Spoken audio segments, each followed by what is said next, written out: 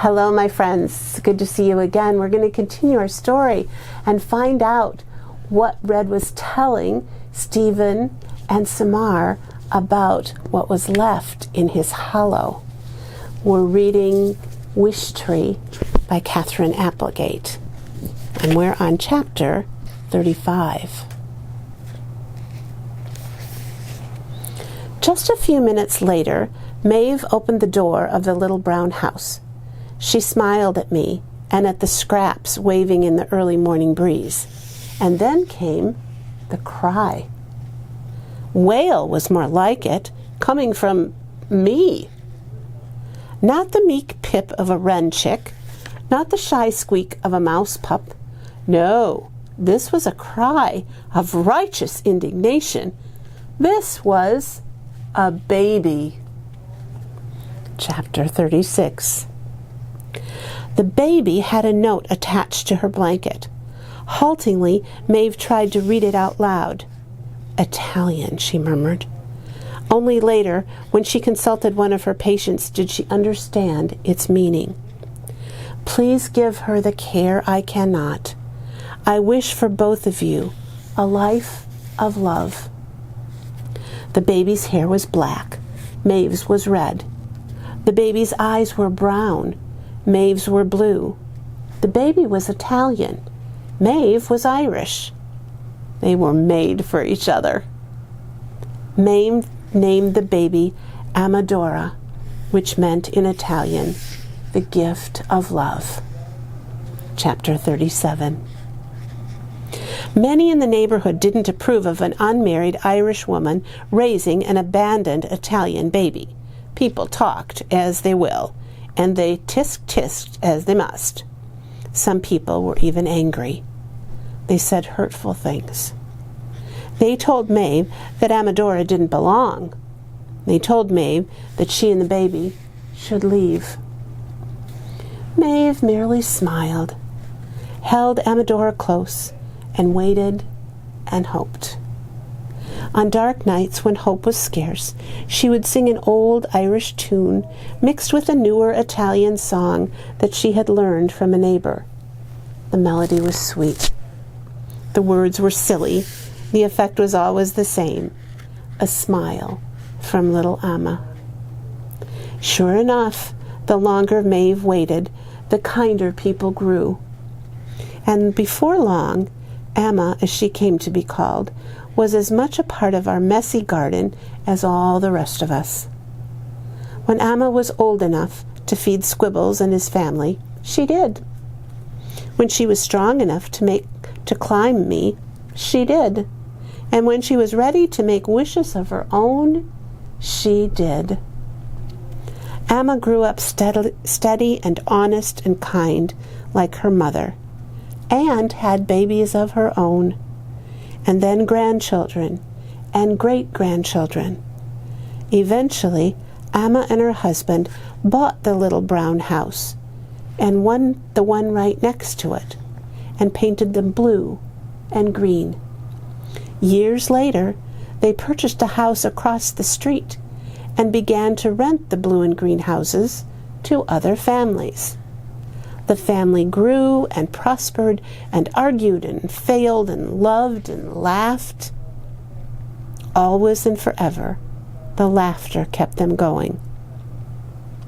And when Amma's grandson had a little girl, he chose a fine Italian name for her, with a fine Irish middle name, Francesca Maeve.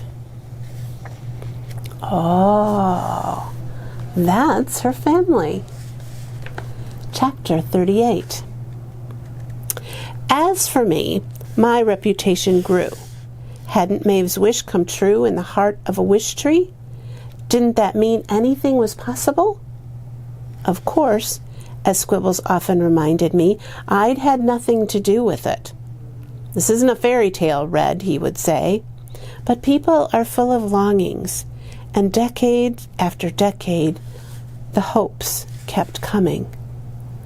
A blessing and a burden it has been, all those wishes, all those years. But everyone needs to hope. Chapter 39. At long last, I stopped talking. Once the words had spilled out, it was like trying to stop the wind. In the silence that followed, I felt as if the whole world was holding its breath. I'd broken the rule. Stephen and Samar still stared open-mouthed at me. They looked as rooted to the ground as I was. Neither had uttered a sound while I told my story. The front door to Stephen's house opened. "Stephen?" called his father. "What the heck are you doing, young man?" Stephen leapt to his feet. Here I come, Dad. Night, Samar." "Night, Stephen," she said. Stephen dashed toward the porch, but stopped halfway. He spun around to look at me. "Thanks?" He said it in a quizzical voice, using the same tone he might have used if Bongo had just made him pancakes. The door slammed behind him.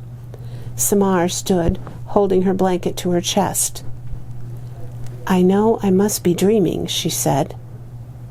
She headed to her own porch and eased open the door. "I just wish," she added with a smile, "that I didn't have to wake up." Chapter 40. Almost instantly, I'd regretted what I'd done. I'd broken the rule, the biggie. I'd deliberately spoken to people, and not just a few words. I'd spoken a river of words. I wasn't like that frog in the mailbox. I hadn't broken the rule accidentally. I'd broken the rule because I'd wanted something. I wanted to matter. I wanted to do something meaningful before I died. I'd done it for myself. After the shocked babies and their equally shocked parents were safely ensconced in their dens, I admitted my feelings to Bongo. I waited for her to yell at me. Bongo's good at yelling. Extremely good. You might even say she has a gift. "Why did I do it, Bongo?" I murmured. "Why?" She flew to home plate. She stroked my rough bark with her sleek head. "You did it, my wise old tree, because you had a story to tell." "It was foolish," I said. "I'm not supposed to be foolish." "Not so foolish," Bongo said. "Just hopeful. And everyone needs to hope, Red. Even wise old trees." I think we're going to leave it there and see what happens in the morning. So right now, it is nighttime. So it's time for you and me to pray. Dear God, just like the tree, everyone needs to hope. Help us to hope and to wish, to dream and to be your people in the world, and to help others make their dreams and wishes come true. Amen. Now, time to get those jams on, brush your teeth, wash face and hands, and it's time for you to hop into bed. And good night.